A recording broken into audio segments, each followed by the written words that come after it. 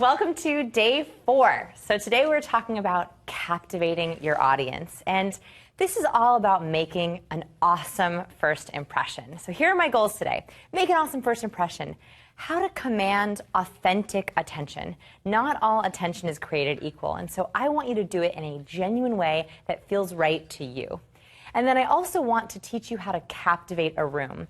Captivating an audience is a very hard concept to understand, so I hope that today I can break that down and show you how it works. But first, as always, we have a warm-up just to get your juices flowing a little bit, get us started for the day. So today we're going to be talking about being open to connection, thinking on our feet, and getting creative with stories. So our warm-up has to do exactly with that. What I want us to do is tell a story together. And this is an improv game. It's a storytelling improv game, so I want to demo it. Maggie, will you come up and demo with me? So here is how it works. I want you, and at home you can do this as well, I want you to turn to your partner, and you're going to take turns telling a story. So it's going to go like this. I'm going to say, once upon a time, and then Maggie might say, there was an evil princess. And then it's my turn, who knew an ogre? And you can only speak every other sentence. So you have to rely on your partner to tell the story. All right, so it's thinking on your feet. It's getting real creative. Maggie and I are going to demonstrate. Are you ready? Should I start or do you want to start? You start. Okay, so once upon a time. There was this incredible lecture on Creative Live. And there was 1,000 people watching, but this one was really special and decided that she wanted to be the star of the show. So she decided that she was going to log on to Creative Live chat. And she was going to ask the most incredible question. Which was? About all the amazing people and how she was going to make amazing change. All right. All right, thank you, Maggie.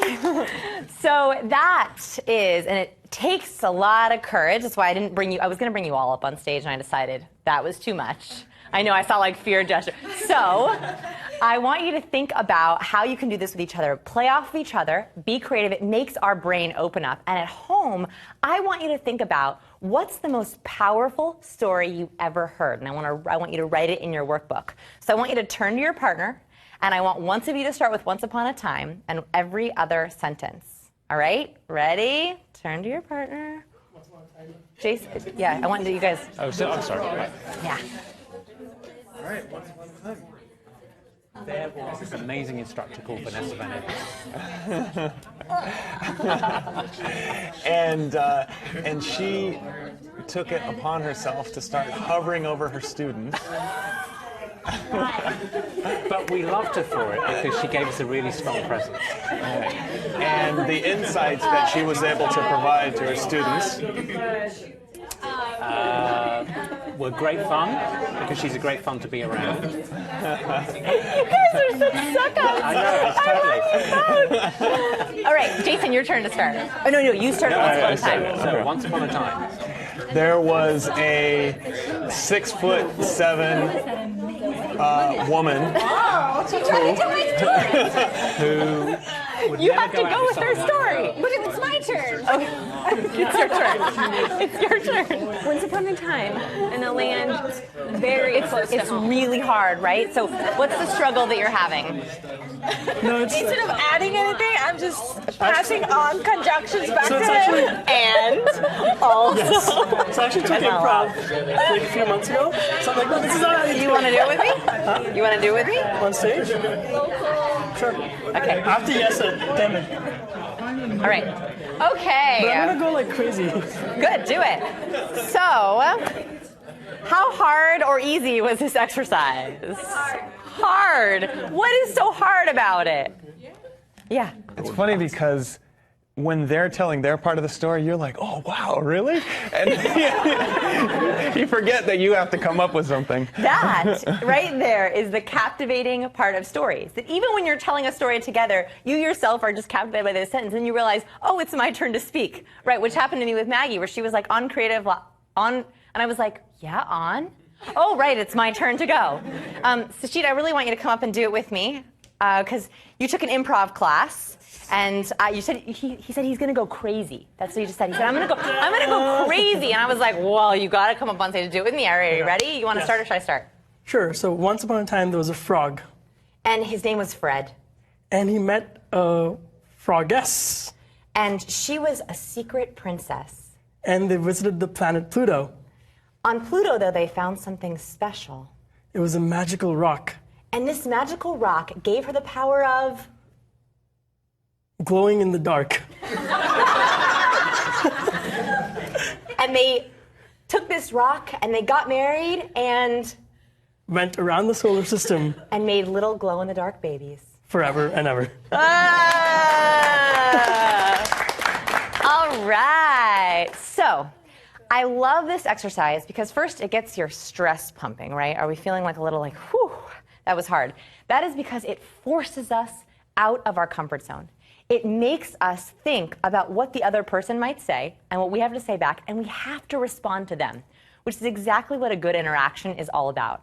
It's about responding to the other person, staying open-minded, and leveling up, right? Leveling up your game a little bit. Thank you, guys. That was awesome. So we are now solidly on the path to connection, and this is the last segment we're going to do in the hook. We've learned how to set our intention and to live purposefully.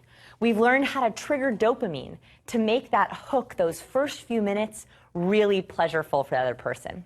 Now we're about to learn how to captivate their attention. That's going to take us up to the next level, which is deposit, which we're going to start in the next few days. So I want to start with our law today. So we are on our 6th people skill. These are the 33 essential people skills that everyone needs to know. And number 6 is to harvest stories. That we need to grow, collect, and share captivating stories. Now, stories are talked about a lot. Storytelling seems to be like a hot issue, especially online.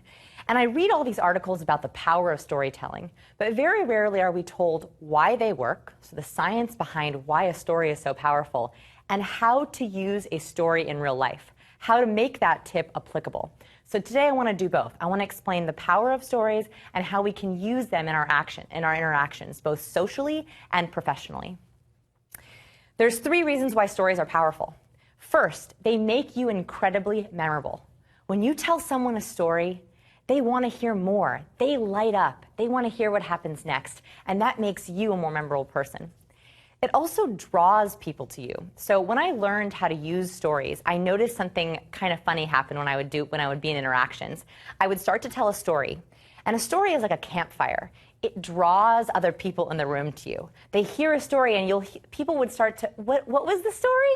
What was the story? Because they want to hear what the story is too. We can't help it. We crave them. So stories is one way to draw attention to yourself in a positive way because you're captivating them authentically. And of course, stories trigger dopamine. That is, other than ourselves, stories is one of the highest dopamine-producing activities for our brains. Now, I have a confession. I have a lot of confessions in this course. So when I was in college, I was a telemarketer. So one of the things that I like to do is put myself out of my comfort zone. I think that the only way to grow and change is to be in discomfort and challenging yourself. And so I thought of the most terrifying job I could possibly take was to call people, have them yell at me, and hang up on me. That sounded pretty terrifying to me. So I decided to take this job, and it was at Emory. I went to Emory University in Atlanta, and they have a telefund where you call alumni and you ask for money. So I sit down on my first day, and I'm like terrified. I'm like sweating. I'm like, why did I sign up for this? Why did I do it? And I start calling, and I'm doing terribly. Like, people would yell at me, curse at me, and then hang up the phone. People would like curse my children and my family. It was horrible work. And this lasted for 4.5 weeks of just horribleness. And finally, the manager came over to me, and he's like, look, you're trying the wrong way.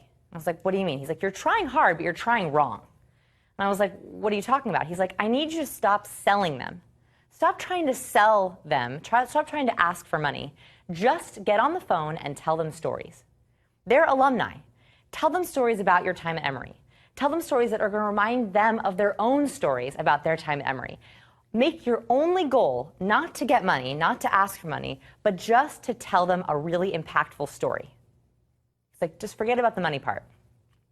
So I got on the phone, and all I wanted to do was tell them my favorite things about Emory. So I started to tell them stories about my dorm, about traditions that were happening on campus, about what we did in Halloween, about what I was dressed up as, whatever I could think of. And slowly my phone calls started to change. Not only did I get donations, I got 4 times the donations that month, and I was the highest earner for 6 months in a row just using that. That wasn't actually the best part. The best part was that the length of my phone calls and the quality of my phone calls was like night and day. I actually looked forward to calling people because I loved hearing their stories. As I shared my experience at Emory, they would start to share their stories of Emory, and it felt like I was talking to old friends. And so instead of being a telemarketer, I was a storyteller. That's all I did. Is I got on the phone and I told stories, and if they gave money and they wanted to give to Emory, that was great. But it felt like such a better way to interact, a more authentic way to interact than just asking for money, asking for their business. So, why do stories work? MIT did a fascinating study where they had students go around campus and ask for favors. And they found that whenever the student paired the favor with a story, and it could be the most ridiculous story out there, whenever they did it, they doubled their success rate of getting that favor answered. What they asked for was if someone could order a pizza for them. And whenever they gave some kind of reason, even if it was an outrageous reason, that always worked. It doubled their success rate, and people saying, yes, of course, I'll order you a pizza and I'll pay for it for you. So I want to tell you one other story about the power of stories. So once upon a time, there was a struggling toy inventor, and he had really cute toys. He looked a little bit like this. And these toys were very cute, and he was very, very passionate about them. So he made them, and he showed them to kids, and he asked kids to buy them, but no one was buying these toys. He mortgaged his house. He went into bankruptcy. He put every last cent he had into these toys. Finally, as a last-ditch effort, he decided, you know what? I'm going to give each of the toys a story. And that's exactly what he did. He gave them each a name. It says something like this. My name is Banjo. My birthday is October 25th, 2011. Searching for the perfect treat, something that is not too sweet. Great big bones will suit me fine. Now I can hardly wait to dine. So he put these little poems and stories, a birthday and a name on every baby. And he started with 8 Beanie Babies. Cubby, Chocolate, Pincher, Spot, Squealer, Splash, Raspberry, and Flash. And all of a sudden, the toys started flying off the shelves. People could not get enough of them. Nothing about the toy changed. All that changed was he gave them a story. It got to the point where he made over $700 million in 1 year selling these Beanie Babies. That is the power of stories, that stories make us connect with people. And here's exactly what happens in the brain when we think about stories. First, our brains light up. So what they did is they put people in fMRI machines, and they had them listen to all kinds of things, recordings of stories, gossip, relationship, people talking about themselves, facts, and they found that activation was by far the highest when people were listening to stories. And what happened specifically is their brains matched the storytellers' brains. So they actually discovered this part by accident. They were doing research on chimpanzees' brain behavior. So chimps, they had them hooked up to fMRI machines. Actually, they had them hooked up to electrodes, and they were monitoring brain behavior. And during the break, one of the researchers went out to get an ice cream cone, and he was eating the ice cream cone in the research lab. And he looked over at the monitor, and he saw that the activity on one of the chimp's brains was going crazy. He was like, what's happening? The chimpanzee was watching the researcher eat the ice cream cone, and his brain was lighting up as if he was eating an ice cream cone. So what they found is that when we listen to a story, our brain activates as if we ourselves are in the story. That is why our brain loves it so much. That's why we love reading adventure novels. Even though we're sitting in our room or we're sitting on the porch, we actually feel like we're there with them. Our brain acts like we're there with them. And this is the third aspect of the power of stories, is not only does it activate our brains, not only does it make us feel like we're there, it syncs up our brain with the storyteller. So when we're sitting with a client and we want to get on the same page as them, the easiest and fastest way to do that is to sync up your brains with telling a story. When you tell a story, your brain pattern matches their brain pattern. So that is the easiest way to captivate your audience. You're literally syncing up your brains. This is, by the way, the power of the placebo effect. So the placebo effect is when you give someone medicine that's a sugar pill, and you tell them, this is going to cure all your ailments. And it works, even though it's a sugar pill. The reason for that is because the small story of healing actually activates their brain to go into healing mode, and then has a very high rate of solving the actual problem. So the placebo effect, which is not even real medicine, it's just a sugar pill, is really the power of stories, that our brain already goes into healing mode for us. So I want to talk about how to use the power of stories. Hopefully now I've convinced you that stories are awesome. So now, how do we use that in real life? I use something called the story formula. This is a very applicable way to use stories, and it is a 3-part formula. The first thing you do is you think of trigger words. Trigger words are words that come up in conversation regularly that trigger stories that you have in your story toolbox. Your story toolbox, which we're going to build today, is your favorite, authentic, captivating, awesome stories that you bring out when you hear a trigger word. And then you follow it up with a roundup question. A roundup question brings it back to them. So they begin talking about themselves, and you spur interesting conversation. So that was pretty theoretical. Let me show you how it works in action. So let me tell you a story from my story toolbox. So one thing that happens a lot is I hear interesting names. I meet people and they have an interesting, beautiful, or fascinating name. And that is a trigger word for me, interesting names. So what I say is, you know, the most interesting name I ever heard was when I was in elementary school. Actually, it was 2 different names. It was Male and Famale, as in male with an accent and female with an accent.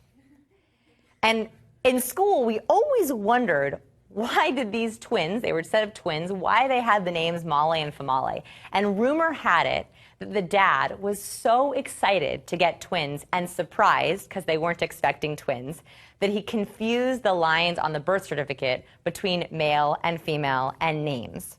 We'll never know if that was true or not, but I always thought that was the most interesting name I ever heard. What's the most interesting name that you've ever heard? So that's a story from my story toolbox, which I bring up when it's a gentle transition to when I hear an interesting name, and then I bring it back to them. And people always have an interesting name story to tell you.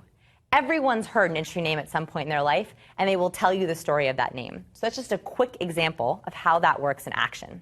So I want us to start building our story toolbox. So the first thing I want us to do is brainstorm trigger words. So I want us to talk about what are words that come up all the time in conversation.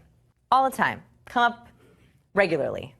Weather. Thank you. What else? The day. Day. Did I hear jobs? Did I hear job? Did I make that up? Job. Okay, yes. What else? Traffic. Traffic. Yes. What else comes up a lot? Money. Money. Lack of it. Lack of it.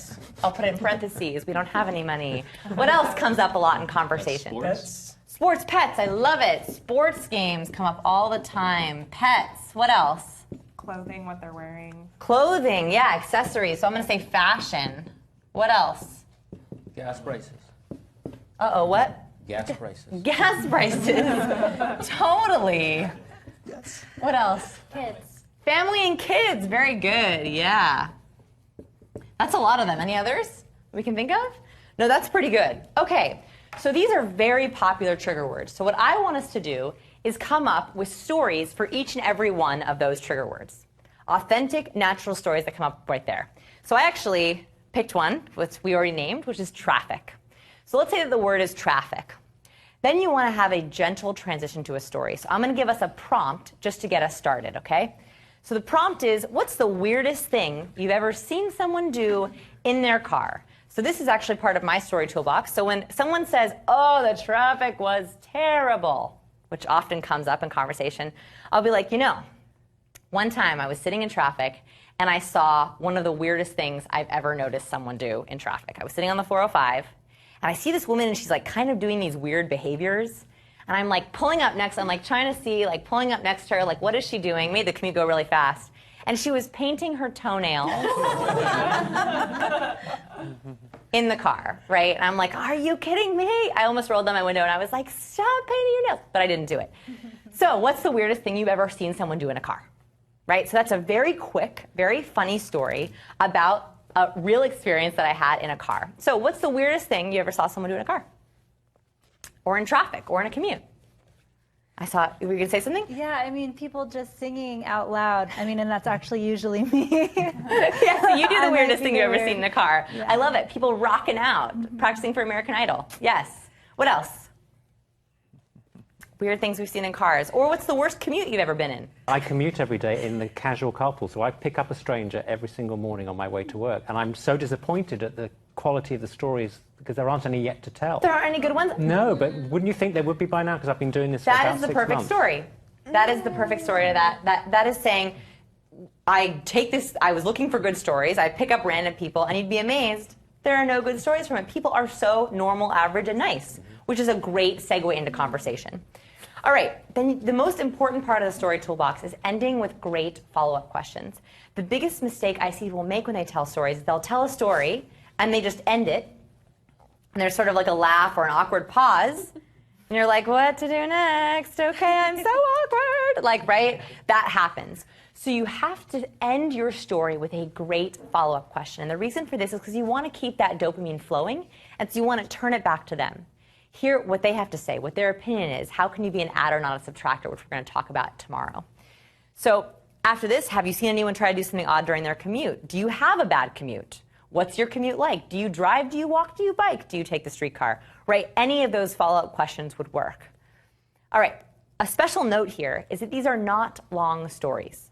Okay? I'm not talking about 5 or 10-minute stories. Usually these stories are 15 to 30 seconds. At the most, they're 2 minutes. Now, we love telling stories as much as we like listening to stories, so it's important we keep them short, because otherwise you tend to lose people, right? If you're talking for too long, you can't check in with them. So I want you to practice short, 15 to 2-minute stories. I also want you to use this course. So I want you to use this course as a storytelling opportunity. Every day, the reason why I ask you what the most interesting thing you learned today is because I'm trying to create stories for you. I want you to think of aha moments, interesting studies that you've heard, things that clicked for you. Those are all stories that you can put in your story toolbox, right? Even if you ask a weird conversation starter and someone doesn't reply the way you want, you can say, you know, I did it while I took this crazy people skills course. Oh, what's a people skills course, right? Even that in itself is a way that you can use this course as a story for your story toolbox. What you can also do, and what I do, is I have a note in my phone where when I experience an interesting story or I hear an interesting fact or tidbit or I see a cool YouTube video or read a news story, I'll put it in my phone under a note that says stories as a way to remember some of those stories. So in your workbook, I've created an entire chart of trigger words and prompts for you. So we have hometown, names, job, adventure, new activity, holidays, parties, books, news. I have almost every trigger word that could come up in conversation and prompts for you to think about what your stories are around those trigger words to help you start to build your own story toolbox, which we're going to start right now. Let's start with names, right? I talked about an interesting name story. So I want us to come up with some stories right now for our story toolbox. So I want you to turn to your partner, and I'm going to have someone come up on stage, and I'll do it with them. What is the most interesting name you ever heard? What's your name story? How did you get your name? That could be your name story. What's a time you forgot someone's name and it was really awkward? I want you to think of a potential story around the trigger word of interesting names. Okay, so let's turn to our partner, and you can brainstorm some stories. Does someone want to? Oh, yes, JKO and Jason. I love it. You know that one, or you want Jason to come up? Here we go. Oh, okay. All right. Mine might not be family friendly, but I'll go for it anyway. All right. So I've heard it all before. yeah. So the most interesting name I ever heard. I went to school with a kid, Vietnamese kid. His name is spelled P-H-U-C. So every single time we would go to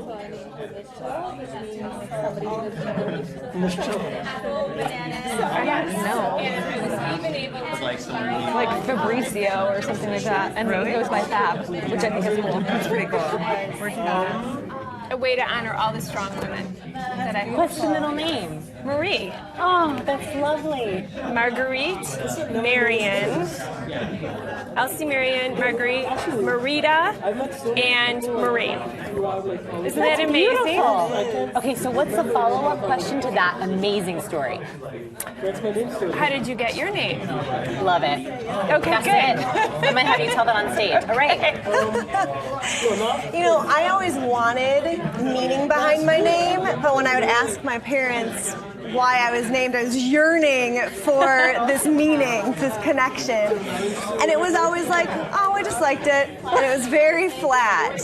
Now, could I say at this point, what would you have picked? I love it. Your name? Oh my God, I love it. You know, I always just want the connection. And so I've never really thought about a specific name that I would want because I do like my name. Yeah. And that's ironic because growing up, for whatever reason, I just didn't like women's names that had a root in a male name. And it wasn't until I was about 20 that I internalized that my name is a male.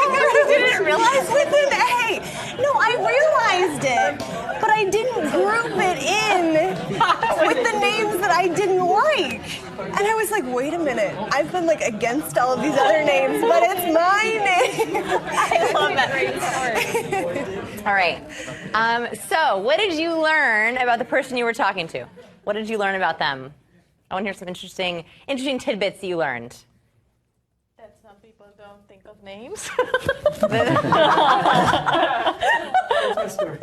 Aww. So, what would you say back to that? What did you say back to that? She told me another one. All right. So you told another story. Fabulous. I love it. Michael, what did you learn? I learned that Ariana has a sister called Tatiana, which is a Russian name. Ah. Are you Russian? No. Well, that's an interesting set of questions then. No, so it's because the names match. And I was first, so I'm Italian. My name is Italian because of my dad's family being Italian. And then they picked the name that matched. I love it. So they're right there. It's an interesting set of conversation back and forth. I learn about you. I learn that you're not Russian or Italian. Like, it's a very cool set of stories. And already we're past social scripts. Already her dopamine is triggered. Already you become more memorable because you've engaged in interesting conversation. I would actually love you guys to come up and share your stories because I thought they were really great. So, Allie, if you want to share your story, come on up. Okay. Allie, if you want to share the story that you told and the follow-up question, yeah, come on up. So what was the question that you asked, and then what was the story that you told? Well, she just started. Oh, wait, go ahead. I just started talking. Perfect. I got my name, Alice Elizabeth. It's my grandmother's name. And while my whole life, I loved being named after this great, strong woman that was such an influence in my mother's life. And we loved it so much that we named my daughter after her grandmother. And I was actually able to combine all four grandmothers' names, Marita, Marguerite, Marion, and Marie, into her middle name. And so as a way to honor the strong women in her life. And your follow-up question was? How did you get your name? And I said that I always wanted a deep connection with my name, sort of like a family lineage or something that I could connect with. And I would ask my parents, and they would just say, oh, we just liked it. And there was like this flat, and it was just, I always yearned for it. And then you asked. Well, if you could have picked your name, what would you have picked? And I said, well, I just always wanted that connection, but, you know, I liked my name, so I didn't want a different name. But it was ironic because growing up, for whatever reason, I just didn't like names, female names that had a root and a male root name with a vowel at the end to make it female. And it wasn't until I got to be like 20 that I realized my name falls in the bucket of names that I don't like. So, I mean, I knew that it was Eric and Erica, but I had never associated that, and it was a very weird moment. So that, which was the most beautiful conversation, back and forth. They learn about each other. You can sit down. Thank you so much. They learn about each other. They're hearing about names. There's like a little bit of laughter. We giggled about how she didn't realize that Eric and Erica were the male and female. So the reason why these work is because you have to have a follow-up question, right? You have to tie it back to them, and they're short, interesting, real stories. All right, a quick example. Oh, sorry, do you have a question? Yeah. I'm terrified of stories. Tell me why. I don't really know. I think potentially because I've told so many stories that have just like not been well received. That like when we did the first exercise, the finishing each other's sentences. Yes.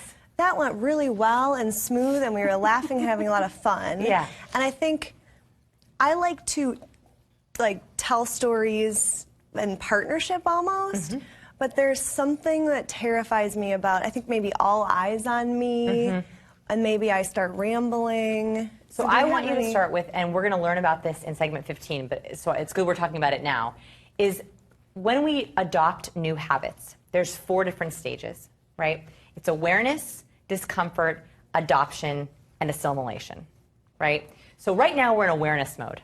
We're just learning the new concepts. Now we're getting into discomfort. When I make you practice, I'm making you really uncomfortable, right? I'm pushing you out of your comfort zone, I'm making you do it. The adoption phase comes when you can do low pressure practice. So what you're talking about is sharing a story and having it potentially fall flat, which is, I mean, that would scare me too. So what I want you to do, and this is why we have this course and at home, I want you to practice your stories in low pressure environments. So that's why we have a story toolbox. It's stories that are your go-to stories. You've told them before, you know your timing, and you feel comfortable with them. In fact, you're excited to tell them because you know that they work. So at the end of today, I want to actually talk about which friends you want to practice with outside of today, where you can practice and hone your stories to find the ones that you love to tell. Not that you're afraid to tell the stories that you're like, oh, that reminds me of a great story. Let me tell it to you, right? So it's that low pressure practice. I love it. And we're going to talk more about the discomfort phase of learning in segment 15. Sorry, that's so far away. Yes. So I gave away the answer. Okay. Don't look at it yet. It's kind of an obvious answer, though. All right. So which do you prefer? This is 2 charity options. A, any money that you donate will go to Rokia, a 7-year-old girl who lives in Mali in Africa. Rokia is desperately poor and faces a threat of severe hunger, even starvation.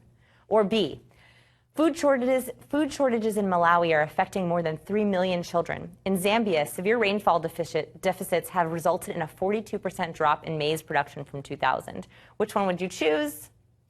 Obviously A, right? The story is there. And Save the Children and a lot of nonprofits have figured out that the power of stories helps people connect with the people that they're donating to. So they always add stories now to each of their causes. It's a very quick example. I want to very briefly, and in your workbook I have a couple of pages on this, talk about the art of storytelling, right? What makes a good story? There are actually a couple different parts to a good story. And again, I have a detailed description of this, but I want to briefly go over it. Always you want to start a story with a hook. A hook is a question, a provocative statement, or a curiosity. For example, in my name story, I said, the most interesting name I've ever heard was in elementary school, right? And instantly someone thinks, what was it? Right? Even when you said, I combined your daughter's middle name to include all 4 grandmothers, at first when you said that, you didn't tell me the name. And I went, what's the name? Because I was dying to know what the name was. That actually is the perfect hook, statement, or curiosity that engages someone. The second phase is to highlight some kind of a struggle. This can be looking for a resolution or being faced with a challenge. For example, in my name story, I said, we all wondered why they could possibly be named Male and Famale. That sets up a question of, well, why? Right? It's highlighting a challenge. You can do that in a very, very short amount of time. And then the third aspect is painting with quality words. So using words that get people's imagination going. Under 2 minutes, you can use a lot of exciting words. Let me give you an example of the art of storytelling. So here's another story from my story toolbox. So the trigger word is summer. So when anyone talks about summer vacations, summer plans, what they're doing over the summer, what they did over the summer, I always bring up, summer always reminds me of the worst and best summer of my life, which is my hook, because instantly you're like, what's the best and worst summer of your life? Here's the struggle. When I was 6, my brother almost ruined our summer plans when he broke his arm. So we had to get super creative. One thing that happened in our backyard is we had these rocks, and when you lifted up the rocks, there were these little roly-poly bugs. And we loved those roly-poly bugs. And we would roll them down his cast of his broken arm. Because to us, we thought this was a great bug ecosystem, his cast. Because what would happen was we'd roll the bugs down the cast, and sometimes they would crawl back up later in the day, which was really fun for us, not my mom, or they would just stay down there. And we thought, they're probably living down there. It's their own little home ecosystem of roly-poly bugs. Really what was probably happening is they were getting caught in the gauze and dying. Anyway, so what we decided to do was we shoved leaves and mud and dirt into his cast so that they could live really nicely in his arm. The problem is, after a few weeks, he really started to smell. Like really bad, he started to smell because he had a big case of encased dirt and bugs. My mom would shower him and be like, why do you still smell? How could you possibly smell? So we brought him to the doctor. They cut open his cast and opened it up, and it was all filled with bugs and dead carcasses. So my follow-up question to that is, what did you do growing up in the summer? Right? What were your summers like? And that also is a very sneaky way to ask the question, where did you grow up? But it's a much better question than where did you grow up, because where did you grow up is Los Angeles, right? And they say, oh, I grew up in Los Angeles, I grew up in Dayton, Ohio, and they tell you the story. But this is a very quick example of how you can use hook, challenge, and painting with words. I have another question. Yeah. So with the trigger word, would it be like the sentence that goes along with that trigger word? Like if I said, oh, I love summer. Yeah. Is that when you then? Exactly. Okay. Exactly. So, oh, I love summer. You know, summer reminds me of the best and worst summer of my life. Okay. Exactly like that. It's a gentle transition, right? If they're talking, you don't want to be like, wait. I got to tell you a story. You just said my trigger word, right? It's a okay. I mean, you could do that. I'm sure it would be a very interesting conversation. It's a gentle transition, yeah. If you're talking with someone that never stops talking. Yes. Oh, goodness. Yes. Let's talk about that in human vampires. Okay. Human vampires, a never stop talker. That's a little bit different than you telling stories, because they won't listen to your stories anyway, typically. We're going to get to that one. Ooh, rough. All right, so I want to do one more prompt. The trigger word is holiday. Okay, when people talk about the holiday plans, and this could be any holiday, Halloween, Christmas, Easter, some holiday that's coming up, the holiday weekend, what kind of prompts can you think of? So here are a couple. Special holiday traditions that you have. What's your favorite holiday and why? What was the best or worst holiday vacation? These are all prompts for you to start thinking about what's your holiday story that you like to tell. So I want you to turn to your partner and think about how you can answer one of these questions to tell a good story. Okay? Ready? Go. What's your favorite holiday? Christmas. So, funny story about Christmas. One year for Christmas, I was living in London at the time, and there was this big, a 2-hour snowstorm at Heathrow. I don't know if you remember that. And my flight got canceled. I had to fly on Christmas Day from London to California, and I managed to make it home for Christmas dinner. It was, say, about 4 years ago. Oh, 2, 3, yeah. I do remember that year. Oh my I God. was in London that year. Yeah, it was ridiculous. 2 hours of snow and it shut down the whole thing. Yeah. The Brits can't cope with snow at all. Yeah. Right? Well, this is the wrong kind of snow. Yes, exactly. So what about you? What's your favorite holiday story? I try to avoid Shrimp and all these seafood there, and then just moving forward. I mean, we just made it as a tradition that, hey, we have to have a seafood. the world is going somewhere and then having to try and You have seafood. find something to do on Christmas Day on your own. Yeah. So I usually try and time it so I'm actually traveling. Right. Cool. Okay, so you have to share I overheard this story and I was like, what? It totally captivated me into your story. So share the story that you just told, please. Oh, I was just telling him, we don't have a lot of traditions and stuff, but I just thought it was funny. My middle son, about 4 years ago for his birthday, instead of having us sing happy birthday, he started this new tradition where we sing and dance to Bootylicious. I mean, just out of nowhere, you know? And it sparks everything up. So for birthdays, So just now, to get yeah, this we do clear, it every year now. You always sing Bootylicious to someone's birthday, which I love. Yeah. So by the way, I heard that story over 2 chairs. I heard, yeah, we sing Bootylicious for birthdays. And I was like, what? Like, you must tell me this story. That is the power of stories, that they captivate you. And that's hilarious. And I also just learned that he's a dad. right? I didn't, instead of, so what's your family? Do you have any kids? Where do they live? Right? It's a much better way to find out about someone. So I want to give a very brief story about how stories, when I learned the power of stories in my professional life. So I teach body language and I teach people skills, and I'm very heavily science-based. I love the science. I'm a total science geek. So I used to give presentations that were like hitting people over the head with graphs and charts and pheromones and brain scans, and they were just loaded with science. And I, thought this was great because that's how I learn. And I ask for surveys after I speak where I get ratings and I ask for feedback, and they were always okay. One time, I showed up at an event, and they could not get the technology to work. So my computer, we couldn't plug in my slide deck to show overhead. So they're like, you're just going to have to give the presentation from memory. I was like, now I'd given the presentation, I don't know, maybe 50 times. So I knew it pretty well, but I definitely couldn't show charts. I couldn't show brain scans. I didn't remember all the numbers. So basically, I had to get up on stage and share case studies, stories, and testimonials. That presentation, which I thought I bombed, right? I was like, I got up there and I told a whole bunch of stories about the importance of body language. No one's going to care. Actually, what happened is my ratings went through the roof. They asked me to come back and give the presentation with my slides. But what I realized is actually telling stories was much more powerful than sharing a bunch of science. So that's when I started incorporating stories into my presentations, because it makes you more persuasive. It gets the audience's brain synced up with yours. So in action, this works, of course, at networking events and parties, but it also works in social media and in your business and in your pitches.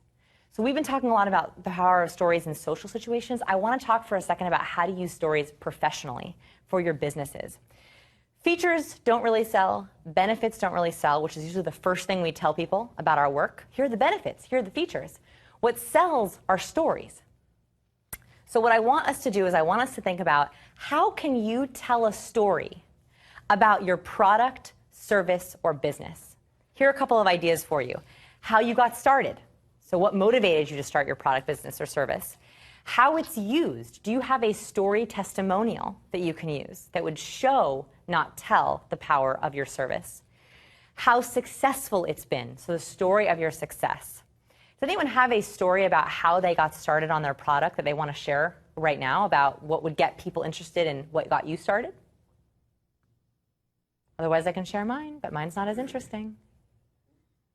So I'm a recovering awkward person, and I had so much trouble interacting with people that I would show up at events and be so terrified and couldn't talk to people that I would just go hide in the bathroom or pretend to text people. And I realized that I was not going to grow my business if I was terrified of people. And so for me, I started searching for a way that a situational introvert could comfortably talk to people. It's a very, very short story. And then I would usually ask, how did you get started in your line of work? That would be my roundup question, to hear their success story. Now, if it's a pitch, you can continue on with your pitch. But I want you to think about it. I want you to turn to your partner, and I want you to answer one of these questions. What's a way that you can share a story about what you do? And this works, by the way, whether you work for yourself or you work for someone else. At home, you have the luxury of filling out all the questions. So in your workbook, I want you to go through and start answering all the story toolbox questions and filling them in, some for your personal life and some for your professional life. All right, so just turn to your partner and do a quick story about your business.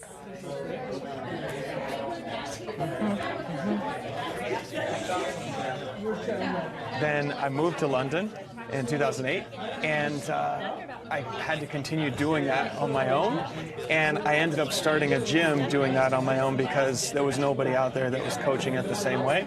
So I started that gym, and it ended up, the gym grew so fast that I ended up quitting my job that I moved to London for. And it kept me in London probably 3 or 4 years longer than I was going to be there. And then I finally moved back here and started another gym. So fantastic. How did you make that transition from the UK business back to here? Did you find it easy just to walk in and do it again? It was a lot easier to get started because I already knew what to do. Right. And I had enough people involved with that one that I was able to kind of let that one go and come back here. Because, I mean, as you know, California has got a lot of benefits over living in the UK. Yeah, quite a few. So were you able to sell the British business? Working on it. Oh, okay. Yeah. Wow. But I still own I it. didn't know, you got started in the UK? Yeah. Okay. Yeah. So cool. All right. Yeah. So what did you learn about the other person what story did they tell you or capture? What did you hear? Yes. I learned about how Erica made her career transition from such different careers. I'm from engineer to nutritional coach, right? Which is fantastic. And what was your follow-up question? Did you have one? We didn't get to the end of the story Anyway, yet. so what would be a follow-up question for you? Is it like, what's your favorite food? Oh, so you could ask one about nutrition. You could also say, have you ever gone through a career transition? Right? Has that ever happened for you? Have you ever been with someone who's been through a career transition? That would be a great question to see where she's at. It's better than what do you do? Right. Right? Yeah. Yeah, I love it. Okay, so before we get into our challenge, which is going to be implementing some of these stories, I want to talk about what's coming up next. So we are finally moving up a step in the connection path. Yay-woo! So we are going from hook to deposit. So we are taking it up a step. Moving past the first impression, we've made that awesome first impression, we've captivated their attention. Now how do we keep it and dive a little bit deeper? And we're going to do that with creating spark, unleashing your inner rock star or diva, whatever you got rocking. I want to show it. Never being boring again, and increasing your impact on the people that you are interacting with. And then we're going to talk about the art of conversation. So this is being a master conversationalist, mastering the art of small talk, taking conversations to the next level. So going a little bit deeper with our interactions and how to engage people, which is the first step to connection. All right, our challenge for today. So our challenge is help us put all of our learning into action. Number one, I want you to add 3 stories to your story toolbox using the workbook prompts that I have in your workbook. I want you to add 3 different ones. And there's, I think, over 30 questions in there. So if you can answer just 3, that's what I want you to do today. Then I want you to add 1 story to your pitch, your website, or your social media. I want you to think about how you can add the power of stories somewhere in your business. It can be written online, or you can think about what do you say when you pitch a client, what story can you tell them to captivate them. We are ready for the final part of what the most important thing we learned today is. And the reason why we do this is because it solidifies our learning. At home, I want you to take just 20 seconds and write down what the most important thing you learned is. JK, if you want to come up on stage with me, you can. We can talk about what we learned. Ali, I saw your hand pop up. I love it. The idea of having these stories prepared ahead of time, I would have thought that would make them sound canned. But today I learned just the opposite. Yeah, it actually makes you get excited to tell them. Yes. And so you're so excited to tell them that passion comes out. Yeah, absolutely. Yeah. There's no small stories as long as they're effective in what you're talking about. I always thought you have to have these grand stories that are just, crazy and over the top, but they don't have to be. Simple is actually better. I love it. Yeah, Jason. Yeah, so the same thing, that the stories can be really small, but it's really about what happens after the stories where it starts to get really interesting. Yeah, and hopefully throughout this course, you're going to be using every segment to create more stories. Every time we talk about what the most important thing you learned today is, I want you to think about what's a fact that you learned that you can share in a story about your experience taking this course or watching this course. That's an experience in itself. Yeah, absolutely. I must say, today's actually been really interesting for me. I felt I've not learned so much in this segment because this is something I genuinely try to practice myself. Yeah. This is how I got into broadcasting and how I got into You're a writing storyteller. by telling stories. Yeah.